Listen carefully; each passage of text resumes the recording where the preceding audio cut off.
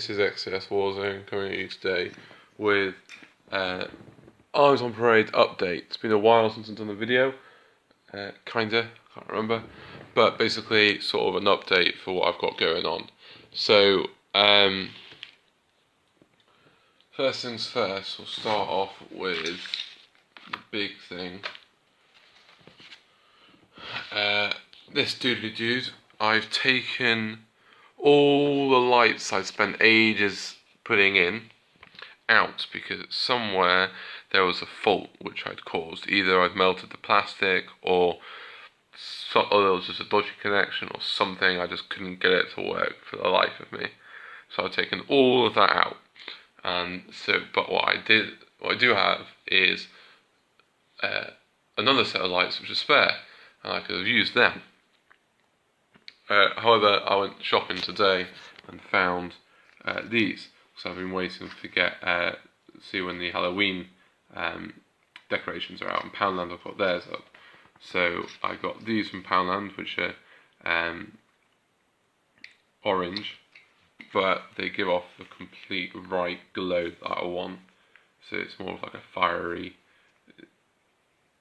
candlelight sort of fire glow, which I think will look cool. It's a bit redder than you see on the camera. They're meant to be orange, but they're more sort of like a reddy orange. So they'll be perfect. I've created the tongue. I've taken a picture of what it looked like, so I'll put that in now.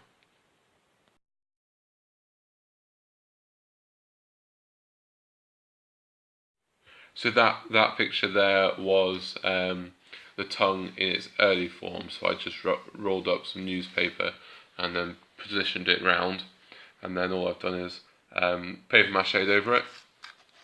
And then what I have got next to go over it is some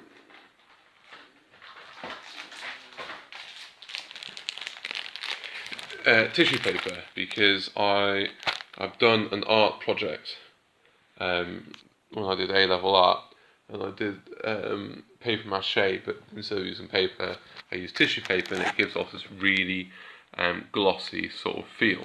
So I picked up a load of tissue paper. I'll probably use sort of the yellow, oranges and reds, maybe the black and a bit of brown, but at the end of the day I will more than likely be painting over it, so it don't really matter. So I'll be using that. I'll be going over that to get this glossy sort of shine. I'm going to get some reference pictures to try and get what a tongue kind of looks like. Then got a hole there to put lights through.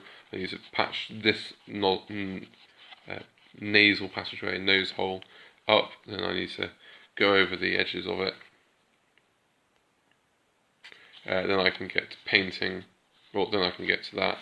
I don't know whether I want to paper mache over this. I really can't be bothered, but I need to do something with it. I don't really know what. So if you guys have got any idea what I can do to cover up the fact that it's cardboard, let me know for this bit up here. I mean, I can do paper mache. I just wondering if there's something a bit quicker and a bit easier to do.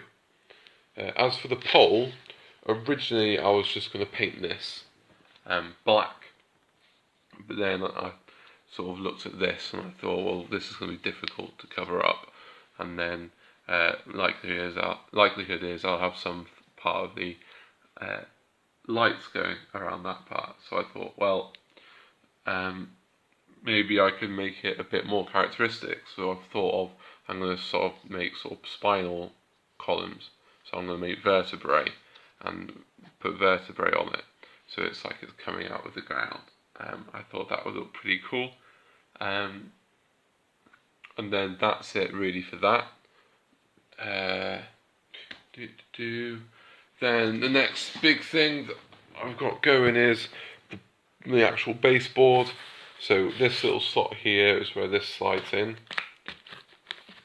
because I wanted to make it so these two are in two separate pieces for transportation ease on the day. So this will just slot in here. So what I need to do is make this look So what I'll probably do is get a little bit of overlay onto it and make some sort of overlap. Might fill these in or what have you. But the idea is for this bit that this is like a pool of gore, and then the outside will just be the outside. But I'm going to put some like pathways on. This is going to be sort of like a barren ashland, so I'll texture it and all sorts. But basically, I've got it so I'm ready to start texturing it and layering it and making it more characteristic and making it look a bit more like it's meant to. So yeah, so that's that really. I've also gone around the edges in cardboard, so then this is it's flush kinda, rather than it just being layers, so it's easier to paint around and I can write the name of the piece on it as well. So yeah, that's that, and that's that ready to be characterized per se. Yeah. And then basically in the middle I want sort of like a pool of gore effect. So I've got myself some red and blue food dye.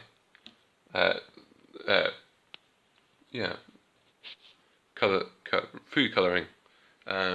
To try and experiment with that, just mixing it with PVA and stuff.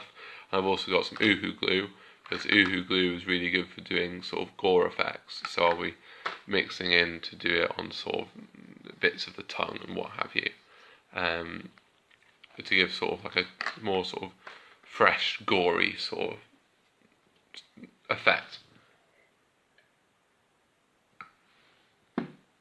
But other than that, not much is happening. I'm happy with the progress I made on the board. I want to get this going a bit quicker, but I've got quite a bit of time left. I've still got a lot of painting of models to do. That's sort of where I'm worried that I'll slip up, is between focusing on one or the other, I'll forget to do something. But I think the plan is at the moment is to get as much done of these two, and then I can paint models whilst I'm sitting and watching telly and stuff. Whereas these I need to be a bit more hands-on. So yeah, let me know what you think. If you can think of anything to help me cover up the gaps in here, like cover up the foam board and the cardboard and these bits of polystyrene, that's quicker than paper macheing it, please leave a comment down below. Let me know what you think, guys. See you in the next one.